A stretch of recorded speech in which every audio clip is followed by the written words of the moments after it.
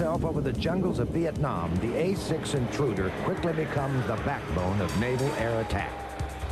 Fighting day or night in all weather conditions, the A-6's durability is unmatched.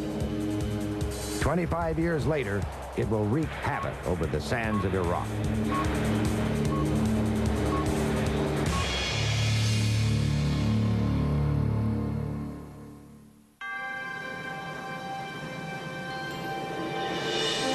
Over 30 years ago, emerged one of the greatest airplanes ever to be deployed from an American aircraft carrier, the A-6 Intruder.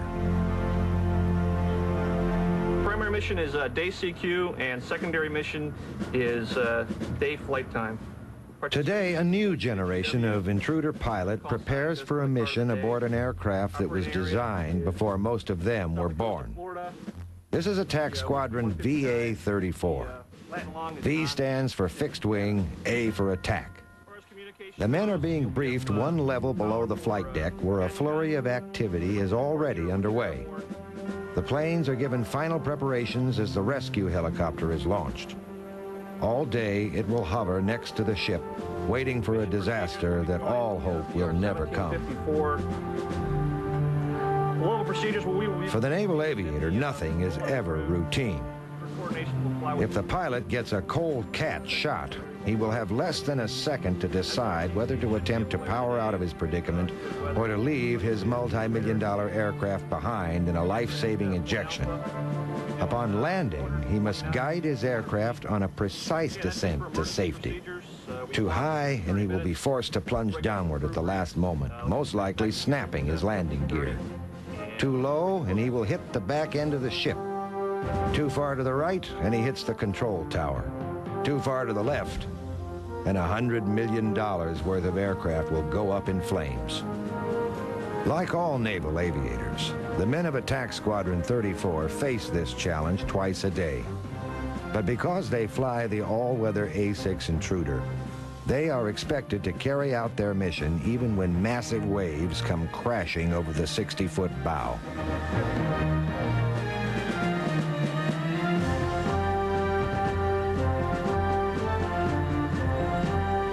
Whether the sun is shining or the seas are storming, the Intruder's mission goes on.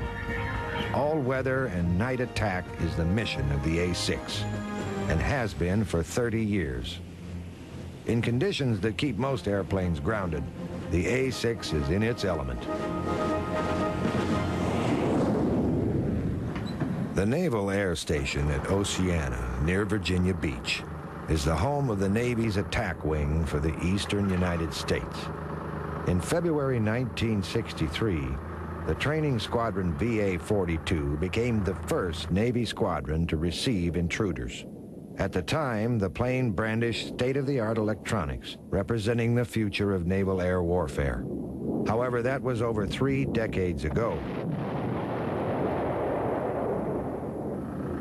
Now the rugged workhorse of the U.S. Navy faces the twilight of its service career. The fact that the Intruder has lasted as long as it has is a surprise, even to those who flew it in its early stages. Although a lengthy service career may please designers by being a vindication of their ideas, for the Top Gun generation, being assigned to fly an old plane is not exactly flattering. Lieutenant Pete Rasnick explains. When I first started flying the A-6, is about when Top Gun came out. And so when I got my wings, everybody wanted to be an F-14 pilot. When I got here, I have to admit I was a little bit disappointed initially before I flew the airplane because I saw these Tomcats taking off. I quickly, though, changed my mind when I learned about the mission of the A-6 and learned about its capabilities. Flying low-level, all-weather, night, dropping all different types of ordnance, I quickly realized that this was the mission that I thought I was cut out to do.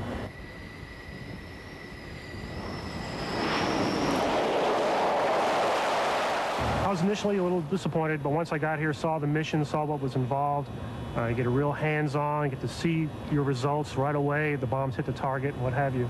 I feel like I'm more a part of the crew, sitting side by side. I feel like we're more of a team in the aircraft. I'll never forget my first flight. It was a low-level flight, and it was a real rush. We took off and flew for about 20 minutes at around 500, 300 feet above the deck at in excess of 400 knots, and it was just one of the neatest things that I had ever done. And I knew right away that that's what I wanted to do, was flying an A-6. Because intruder crews fly the ship's oldest plane, they often take occasion to teach the pilots of the newer aircraft not to complain. It's not uncommon to have other aircraft types complaining about their old aircraft, especially the F-18 community. When we were on cruise, they were complaining about their old F-18s that were, 7 and 8 years old. And I looked at them and just laughed, because we were flying. Our newest planes were only 7 and 8 years old. So those guys, they don't know what an old airplane is. We fly an old airplane. The A-6 may be an old plane, but there are none who will question its effectiveness. In fact, 30 years after the first flight of the prototype, the venerable intruder was again flying into harm's way.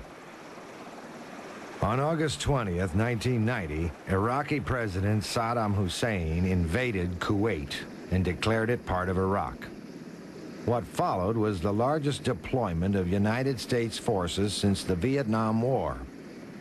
Anticipating a further push into the oil-rich countries of the Arabian Peninsula, vast armies were gathering on the northern tier of Saudi Arabia.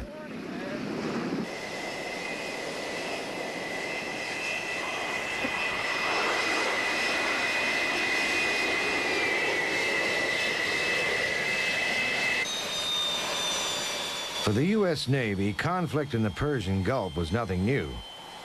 Throughout the long war between Iran and Iraq, U.S. naval forces were deployed to provide safe passage for oil tankers.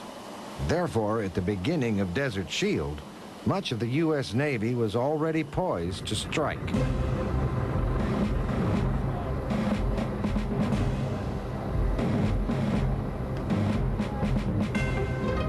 As the January 15th deadline approached, most of the world waited in uncertainty. However, military leaders were fully aware of the strategy to be taken if Saddam did not withdraw from Kuwait. Massive and relentless airstrikes. For this policy of overwhelming the enemy with air power, the A-6 Intruder was perfect. It carries a massive payload by any standard. In fact, it can carry more bombs than any other plane in the Navy.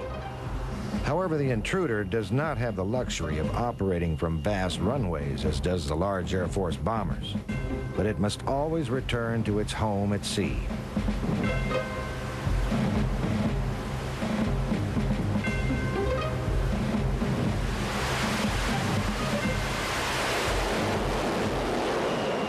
When January 15th arrived with no sign of capitulation on the part of the Iraqi army, President George Bush wasted no time in making good on his promise. Airstrikes began immediately, and the intruders aboard the USS Roosevelt were among the first to be called into action. Intruder pilot Lieutenant Pete Rasnick flew in the early days of the war. It was a gorgeous day, morning, sun had just come up. I didn't see any type of AAA SAMs or anything. Got to our target. I remember rolling in on the target and just thinking to myself, it just seems so benign. There's nothing out here. It's just like a training mission. We dropped their laser-guided bombs. I remember pulling off target, looking down to the left to see the bombs hit. I looked down, they hit the target. I looked back to the right, and a missile just streaked right up by us with a big contrail. And it's like my heart froze. I told my BN, said, there are missiles in the air. Then I keyed the mic, and I tried to tell my wingman, who was now ahead of me, we had missiles in the air. But I remember my mouth was so dry, I couldn't really talk. But I got it out over the radio. We had missiles in the air. He's asked me where they are. I'm trying to explain to him where they are. By this time, 3 or 4 more had gone up really close to us, and all hell's breaking loose on the ground with AAA and stuff. I just remember I didn't pull the throttles back until I was about 100 miles away from that target. And I just remember looking down at the ground, thinking, this plane is going so slow. And I kept pushing the throttles as far as they would go. It just wouldn't go any faster. I remember my BN and I looked at each other after we had about an hour's worth of silence on the way back to the boat. We were both white as a ghost. That was the one time we didn't think we'd make it back, but we did. Flying during the day was not the preferred mission of intruder crews. Unlike the high-flying B-52s, intruder pilots did most of their attack work at low levels, well within the range of Iraqi anti-aircraft artillery. Because of this obvious danger, the intruder does its best work at night. Not all the Navy's carriers were located in the Persian Gulf. Intruder pilots deployed from carriers in the Red Sea flew exhaustive night missions over Baghdad, which often lasted over 6 hours. Baghdad was a heavily fortified city, and the greatest security bestowed upon intruder crews was the protective cover of darkness. However, as most naval aviators will attest, the most difficult challenge came not from Iraqi guns, but rather the long trip back to the ship. For us in the Navy, the mission doesn't stop once we're out country. With our air base being in the water and being very movable, we don't know where it is when we come back. First, we have to find that.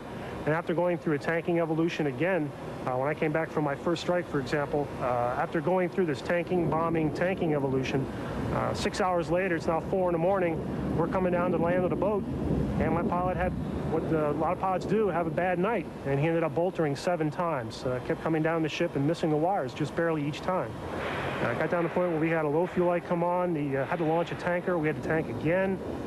At this point, one of our generators wasn't working, so I had to illuminate the basket with my flashlight while the pilot was trying to fly it in there. So he's under more stress. 7 hours have gone by at this point, and we just want to get the thing down on deck and go home. After all this finally finished, we finally got down on the deck. We both just went down and sat in our racks and just were very quiet. Didn't say much.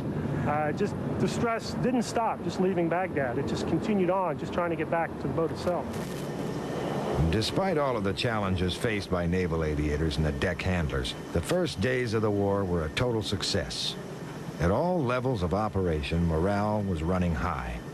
Live television coverage provided the world audience a play-by-play account of a seemingly one-sided war as smart bombs hit their targets with remarkable precision. Then came the inevitable. We heard that an A-6 got shot down, and it was an East Coast A-6, and I knew that I had a very good chance of knowing the people that had been shot down, and we weren't sure if they had been killed or not. And then when they released the audio of the prisoners, I recognized the voice immediately of the bombardier navigator who had been shot down. And then they showed, the next day they showed the video, and he just looked terrible, you know, from the ejection and from whatever he was subjected to as a POW. And I remember thinking that we had gone through some, you know, very introductory training into what prisoners of war may go through if captured. And I just remember thinking that he was going through that, and you know, probably lots worse. And it really brought it home to me, and all of a sudden it wasn't some kind of game on television anymore. It was it became real personal.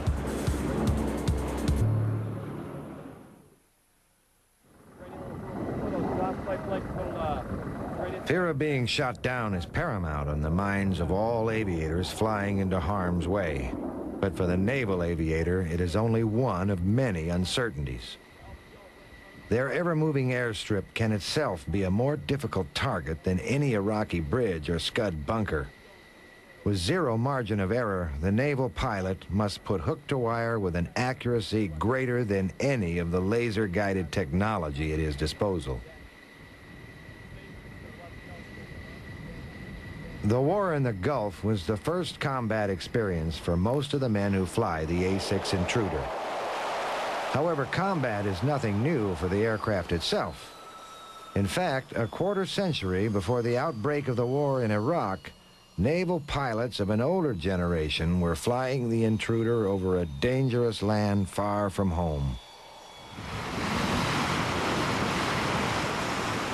In June of 1965, the USS Independence was making its way around Cape Horn, through the Indian Ocean, and on to the unsettled seas off Southeast Asia. As the utmost extension of U.S. foreign policy, the carrier battle group was again en route to provide what diplomacy could not. All the information on the board here. All right, now we'll get into Of the several squadrons aboard the Independence, VA-75, the Sunday Punchers, held a unique distinction. They were the first squadron to fly the U.S. Navy's brand new state-of-the-art attack aircraft, the Grumman A-6 Intruder. Most of the men in VA-75 had previous experience in older A-4 Skyhawks and A-3 Sky Warriors. So for them, the new assignment was exciting. The Intruder was the most advanced aircraft aboard the ship. The heart of its electronics was the digital integrated attack and navigational equipment, more affectionately known as Diane. The plane's sophisticated interior seems in contrast to an airframe that looks more like a tadpole than a naval attack plane. But the Intruder airframe was designed with a purpose: tremendous strength and weightlifting capability. This sturdy body, coupled with its sophisticated electronic guts, provide a devastating combination. And on July 1st, 1965, the USS Independence steered into the wind, and the Intruder was put to the ultimate test.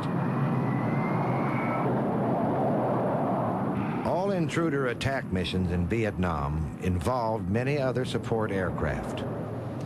The Grumman E-2 Hawkeye kept everyone aware of the presence of unwelcome MiGs. Any MiGs in the area became the responsibility of the mighty F-4 Phantom. The Intruder has absolutely no air defense capability, making it highly vulnerable to attack from an enemy aircraft. Therefore, an Intruder never flies into combat without fighters in the vicinity. Many unfortunate North Vietnamese pilots would soon realize the Phantom was deadly proficient in this role. So proficient, in fact, that not one Intruder was ever lost to an enemy aircraft.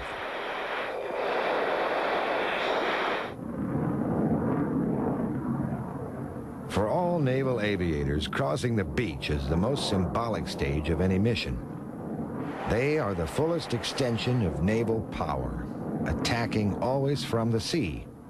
Part pilot, part pirate, they come ashore, taking the land by storm, only to return to an unlikely sanctuary that is their home upon the sea. Even when a naval pilot finds his aircraft crippled, he will make every attempt to get back to the safety of the ocean, where he can be assured that his fellow sailors will pick him up only minutes after he hits the drink.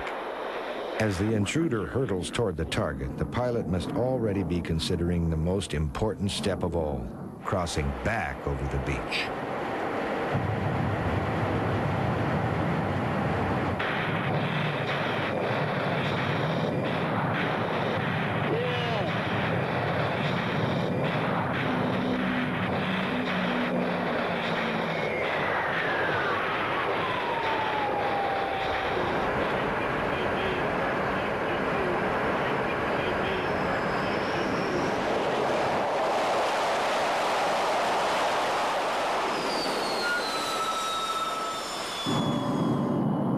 Early Intruder missions were carried out against highways and bridges just south of Hanoi. It was clear from the beginning that North Vietnam was a dangerous place to fly. Well-entrenched anti-aircraft artillery was a constant threat, especially to the low-flying Intruders. To make matters worse, the Sunday Punchers had to deal with a variety of other problems. The extremely hot temperatures and high humidity had an adverse effect on the plane's electronics and radar reliability. This problem was aggravated by the inaccuracy of the early maps of Vietnam. Some of these early maps were as much as 3 to 4 miles in error. However, the most serious problem faced by Intruder crews in the early days of the Vietnam War was related to the separation of the bombs from the bomb racks. The mechanical bomb racks had a devastating tendency to ignite the bombs while still under the wing of the plane. This problem had to be fixed immediately and was resolved with the addition of bomb ejection systems built by the Douglas Company, but not before 3 Intruders were lost. Donald V. Becker, now a rear admiral in the U.S. Navy, was forced to eject when a bomb exploded under his wing in July of '65. Like many Intruder pilots in Vietnam, he would not make it back over the beach. I told Don Eaton, my bomber navigator, I said, we're going to have to get out. And I said, eject, slapped his leg, and he ejected, and I followed 2 seconds thereafter. We watched the airplane. He floated over this way. He was a light young guy, 135 pounds. I was 200 pounds. And he floated down like a leaf, and I floated down like a ton of rocks. When I looked down, the men were coming out with their rifles, the soldiers ready to capture me. So as soon as I hit the ground, which was in a rice paddy area, I got rid of my parachute, got rid of my helmet, and looked up the hill where Don was still coming down. I couldn't go up that hill. It was a big grassy hill because the enemy was coming from this way. I turned around and looked this way, and there was a big jungle mountain. So I had to run through the rice paddy into the jungle area, and I found a animal den of some sort, a tiger hole or something, and crawled in that and waited until sunset, until nightfall, and then I evaded up the hill. But there were people all around looking. I could hear people within 20 or 50 feet of me. A safe ejection and ultimate rescue has given Rear Admiral Becker a deep appreciation of those unsung heroes of naval aviation. The parachute rigger is trusted with your life. He is the one that packs your parachute. You never appreciate him until you have to use it. Also, the AME, they call them, the aviation structural mechanic, who is responsible for the seat to operate properly. So you never appreciate those people until you have to use it. And then we came back and we bought each of the parachute packer. We had to find out who packed the parachute, and we had to buy him a bottle of whatever he drank. The rescue of downed intruder pilots is often fraught with difficulty. On one occasion, a Marine A-6 pilot was on a bombing mission over the Ho Chi Minh Trail when a surface-to-air missile crippled his plane.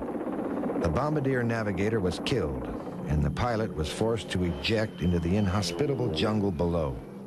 North Vietnamese troops, aware that the pilot was present in the area, awaited the arrival of the rescue team in the hopes of striking an even greater blow to the Americans. The rescue force knew a bad situation when they saw one. Enemy troops had enveloped the pilot on 3 sides, and they needed him to travel east before he could be safely rescued. However, the problem was how to relay this message to the pilot without it being intercepted by North Vietnamese listening to the same radio frequency. Then one of the rescue pilots came up with an ingenious solution. He created a message that only a naval aviator could understand. The message stated, "We think you need a cat before we can give you your trap. The wind is in the first 3 of your SSN. Cyclic ops is now. Do you understand?" The message simply stated that the pilot needed to catapult to a new location before he could be trapped, meaning to be safely rescued. The first 3 digits of the downed pilot's Social Security number happened to be 090, which is due east, the direction the rescue forces wanted him to go. After 4 days in the jungle, the young Marine pilot was finally rescued.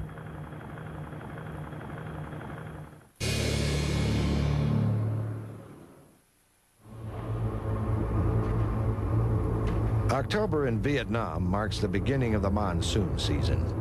It was during this period of blanket cloud cover and torrential downpours that the Intruder had its first chance to truly shine. Enemy troops, once given a reprieve from air attack when the monsoon rain set in, could now expect to be hit in the worst of all weather conditions. The bad weather capability of the A-6A came both from the strength of its airframe and the power of its electronics. The digital navigational equipment gives the pilot and his bombardier navigator a clear view of the terrain on an onboard display screen deemed almost space age in 1965. On a sunny day, this display is almost redundant, but in bad weather, it gives the Intruder crew a powerful advantage. Deeply enshrouded in a thick layer of clouds, the Intruder is in its element. Hurtling headlong through the monsoon rains, the bombardier navigator fixes on a target that the 2 men will never see with their own eyes. The Intruder is not a very fast aircraft. and its unelegant airframe has given it the dubious distinction of being the ugliest plane in the Navy. But it is incredibly strong, and it is capable of withstanding a beating that would knock most other conventional military planes from the sky.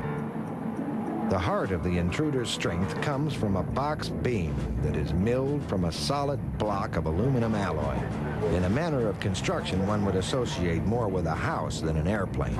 This solid beam passes from one wing through the fuselage to the other wing, and is what gives the plane its strength and ability to carry such a massive load of bombs.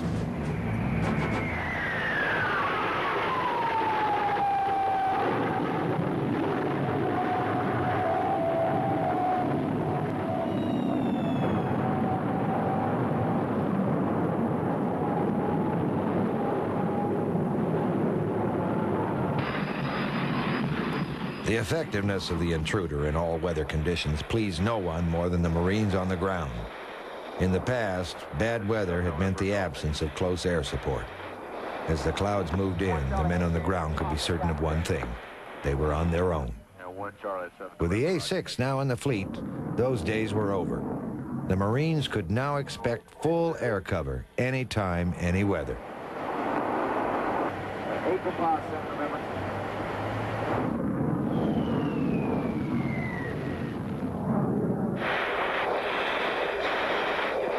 The all-weather capability of the Intruder was no accident, but was rather the result of the lessons learned in an earlier conflict, the Korean War.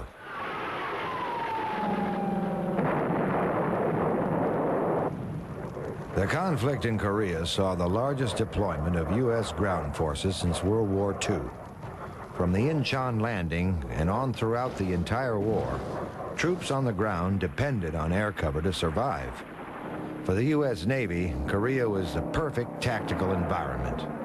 It was a peninsula that could be enveloped by carrier task forces on three sides. The A-1 Sky Raider was the Navy's workhorse attack plane during the entire war. However, the volatile weather over Korea exposed a weakness that frustrated military planners. Aircraft could simply not operate effectively in bad weather.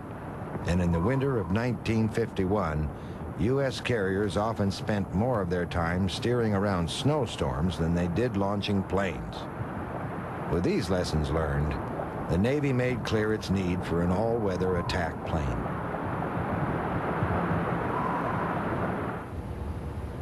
The Grumman Corporation, no stranger to naval aircraft, joined the host of other manufacturers in an intense design competition.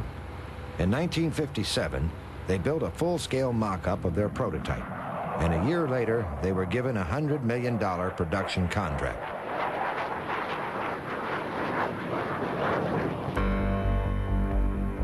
The decade of the 60s brought with it a sense of limitless optimism in what America could achieve. There was no greater symbol of this than the Lockheed SR-71. This futuristic-looking aircraft was designed to take man higher and faster than ever before. In contrast to the sleek SR-71, the A-6A Intruder is a study in practicality. It was not designed to break any speed records, nor could it attain breathtaking altitudes. With its bulbous nose and odd-looking fuselage, it was truly unglamorous. And in an era when America was reaching for the stars, the unassuming Intruder quietly entered squadron service. However, over the cloud-covered mountains of North Vietnam, the Intruder was anything but quiet. During the monsoon season of 1966, it flew 40% of all combat missions for the Navy. But the plane does not fly itself. The pilot must get aboard the ship, whether the seas are calm or when massive waves come crashing over the 60-foot bow. From the time of the Second World War to the war in the Gulf, getting back to the ship has remained the primary challenge of the naval aviator. Standing on the deck, I've seen some pretty colorful stuff in bad weather. One night in particular in a thunderstorm, the plane could not see the ship, but we could see it from the deck. The guy had his taxi light on. That's pretty much the only way we could see it. And talking to the pilot afterwards, He said he saw the deck for about 5 seconds, had one chance to make a play for it, and he was there. And that's how interesting it can get out there. Well, there are times, because of the nature of the mission of the aircraft, there are times when we're sitting on a catapult getting ready to launch, the entire time telling ourselves we're not really going to go, we're not really going to go. They wouldn't launch us in this, and all of a sudden, boom, off you go in the cat.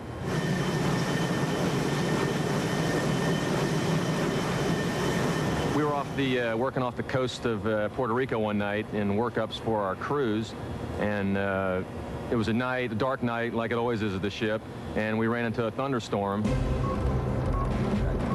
So we knew what was coming for us, and when it was our turn, we got to the point where we were supposed to call the ball, and we had to call Clara, meaning we could not see the landing environment, we could not see the ball.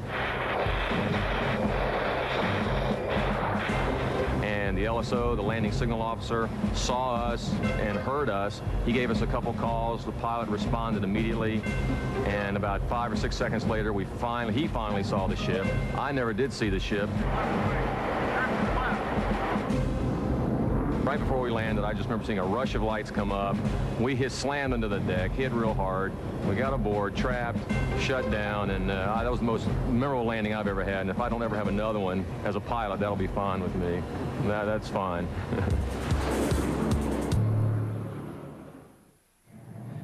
In the years after the end of the Vietnam War, U.S. foreign policy was directed to another part of the world, the Middle East. 4 years after the fall of Hanoi, an Islamic revolution swept Iran. Then the war in Lebanon erupted, and the disturbing rash of terrorism that followed demanded the attention of the U.S. Navy's Sixth Fleet. On December 3rd, 1983, an F-14 Tomcat was taking pictures of suspected terrorist headquarters in Lebanon when a surface-to-air missile streaked past it. The F-14 knew that this was no ordinary SAM.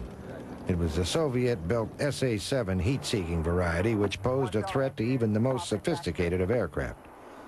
The presence of these missiles caused grave concern to the United States, and that night the Reagan administration issued a retaliatory strike order against terrorist strongholds in Lebanon. The strike would be handled by the aircraft carrier USS Kennedy to avoid involving any other country by using their airstrips.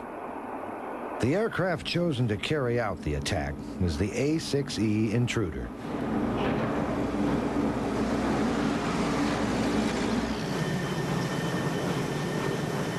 For reasons that have never been fully explained, the assault was ordered to take place in broad daylight. Not an auspicious environment for the nocturnal intruder.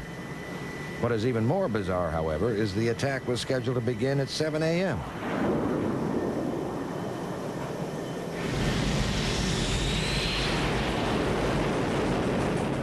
Flying in from the west, the pilots would have the morning sun in their eyes, while the Syrian artillery gunners would have the sun at their backs.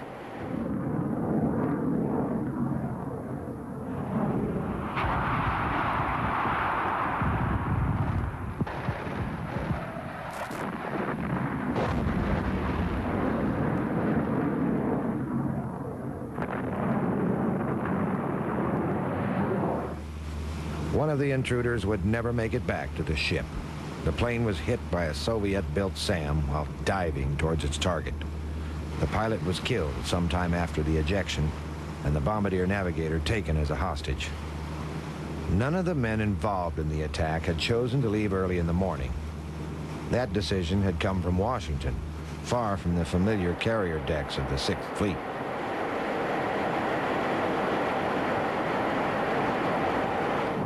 Whether or not the attack on Lebanon would have been more successful had it been carried out at night is a matter of history. What is certain, however, is that all intruder crews undergo intensive training in mock night attack missions.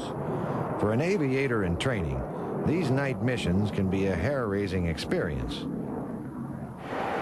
Pilot Pete Rasnick remembers taking a new bombardier navigator on his first night flight through the mountains.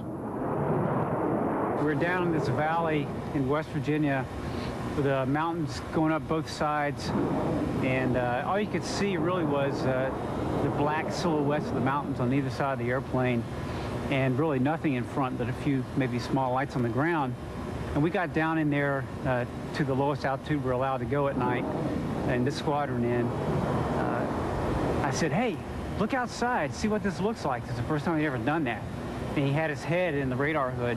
He said, no way, I'm not looking out there. I did it once, I'm not doing it again.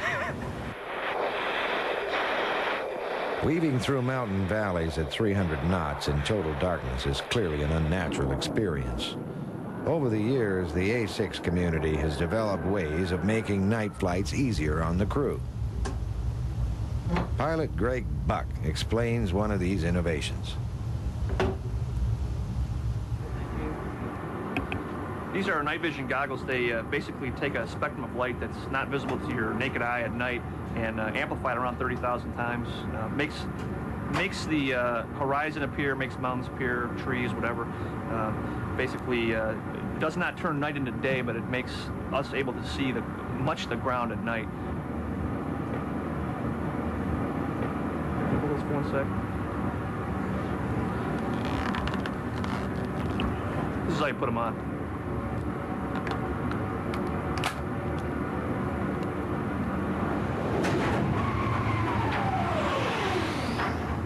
Another helpful innovation used by this second generation of Intruder pilot is the simulator. Although this simulator can introduce the trainees to the fundamentals of flight, there is no substitute for the real thing.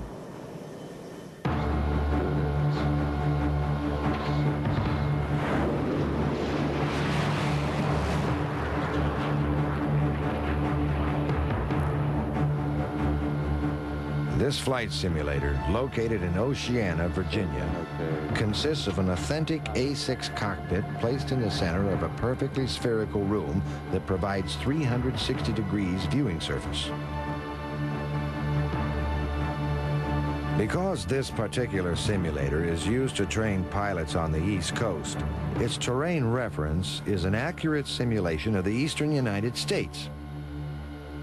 Here we see the pilot approaching a power plant in West Virginia that is used in mock attack exercises. As we approach the target, the bombardier activates his FLIR, or forward-looking infrared system. The FLIR uses the heat given off by the surface below to provide an image of the target at hand. With this image, the bombardier can pinpoint any weakness, like an air vent or a generator, and then guide his bombs in with laser-guided accuracy. When the pilot changes course, the bombardier will hold his target, even as the plane is leaving the scene. Yeah, being at about a mile and a half. Yeah, on speed, looking at 120. There's a beam, there's on speed. Okay, coming around. 120, up 600.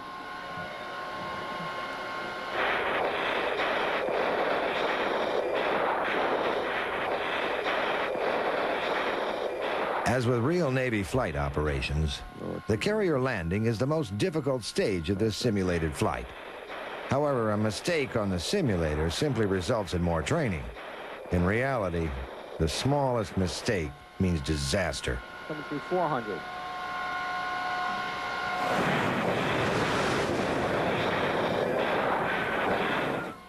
Our pilot boulders, meaning he missed the wires and was forced to power out in a touch and go.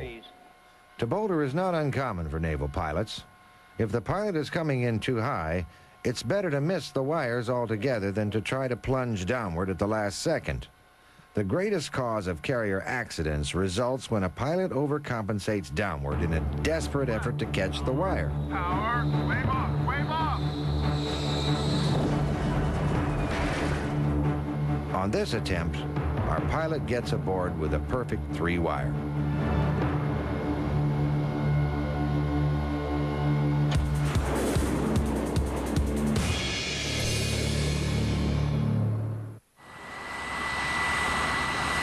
In over 3 decades of service with the Navy, the Intruder has undergone a continuous phase of improvements to keep pace with modern technology. But one aspect of the Intruder mission that has not changed over the years is the camaraderie between the 2 men who fly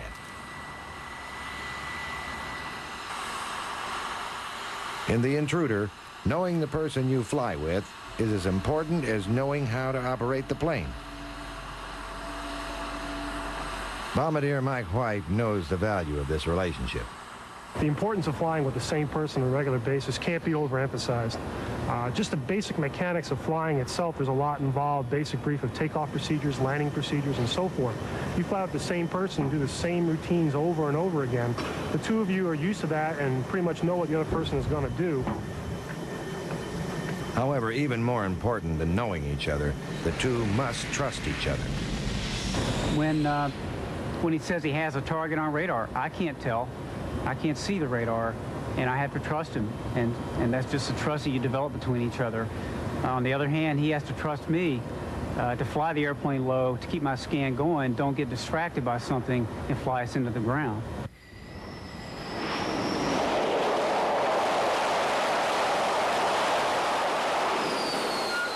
Trust is paramount in this aircraft, and the designers took that into account when they designed this aircraft by having us sit next to each other, and we'll fly down 200 to 500 feet in mountain valleys in the pitch black, and that elicits a lot of trust between the two, because I can't be looking at the radar and he can't be watching exactly what I'm doing.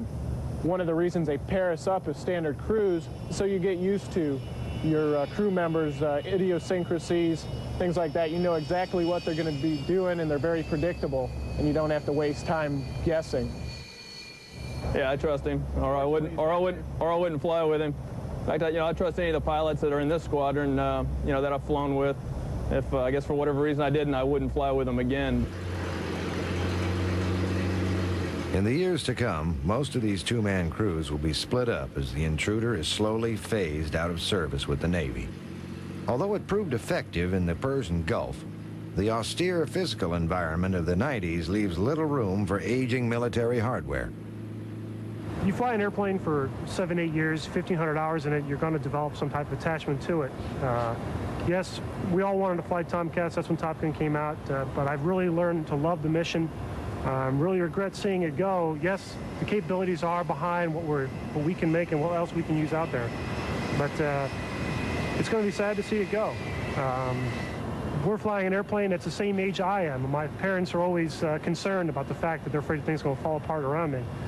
But other aircraft, we see them come and go. We see them complaining about their maintenance problems and their shortcomings. But we always seem to make do what we have in the A6 community. We always seem to overcome any obstacles that are thrown in front of us. We're used to having to fight all the time instead of having things come easy. And I think the airplane is still very capable and still has very much a part of our nation's defense.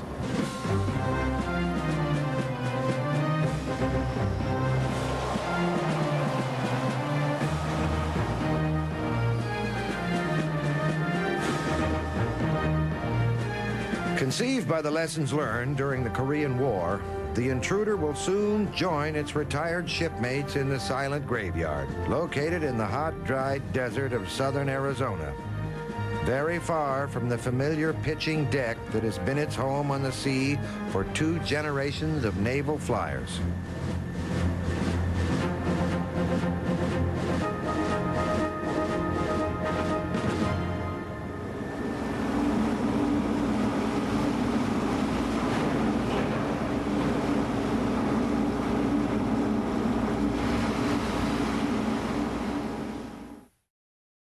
Faces the twilight of its service career. The fact that the Intruder has lasted as long as it has is a surprise, even to those who flew it in its early stages. Although a lengthy service career may please designers by being a vindication of their ideas, for the Top Gun generation, being assigned to fly an old plane is not exactly flattering. Lieutenant Pete Rasnick explains. When I first started flying the A6, is about when Top Gun came out. And so when I got my wings, everybody wanted to be an F-14 pilot. When I got here, I have to admit, I was a little bit disappointed initially before I flew the airplane because I saw these Tomcats taking off. I quickly, though, changed my mind when I learned about the mission of the A6 and learned about its capabilities. Flying low-level, all-weather, night, dropping all different types of ordnance. Whether to attempt to power out of his predicament or to leave his multi-million-dollar aircraft behind in a life-saving ejection. Upon landing, he must guide his aircraft on a precise descent to safety. Too high, and he will be forced to plunge downward at the last moment, most likely snapping his landing gear. Too low, and he will hit the back end of the ship. Too far to the right, and he hits the control tower. Too far to the left, and $100 million worth of aircraft will go up in flames. Like all naval aviators, the men of Attack Squadron 34 face this challenge twice a day. But because they fly the all-weather A-6 Intruder, they are expected to carry out their mission even when massive waves come crashing over the 60-foot bow.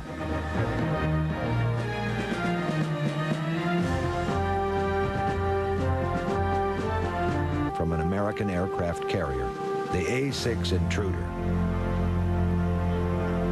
Primary mission is day CQ, and secondary mission is day flight time. Today, a new generation of Intruder pilot prepares for a mission aboard an aircraft that was designed before most of them were born. This is Attack Squadron VA-34. V stands for fixed wing, A for attack. The men are being briefed one level below the flight deck, where a flurry of activity is already underway. The planes are given final preparations as the rescue helicopter is launched.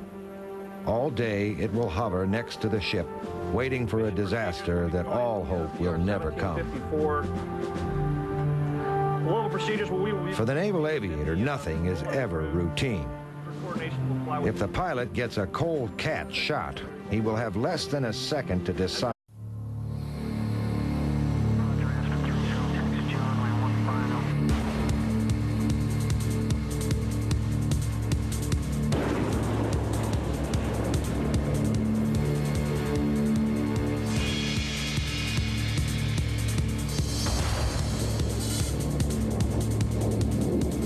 Itself over the jungles of Vietnam, the A-6 Intruder quickly becomes the backbone of naval air attack. Fighting day or night in all weather conditions, the A-6's durability is unmatched. 25 years later, it will wreak havoc over the sands of Iraq.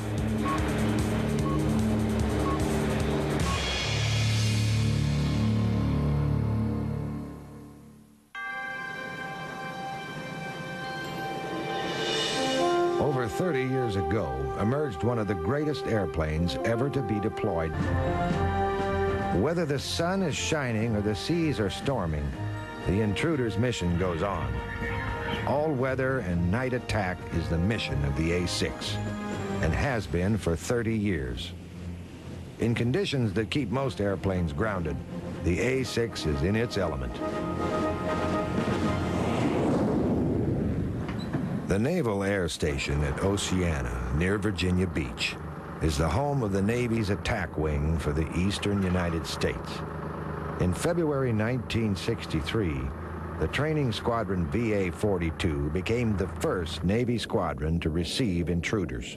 At the time, the plane brandished state-of-the-art electronics, representing the future of naval air warfare. However, that was over 3 decades ago. Now the rugged workhorse of the U.S. Navy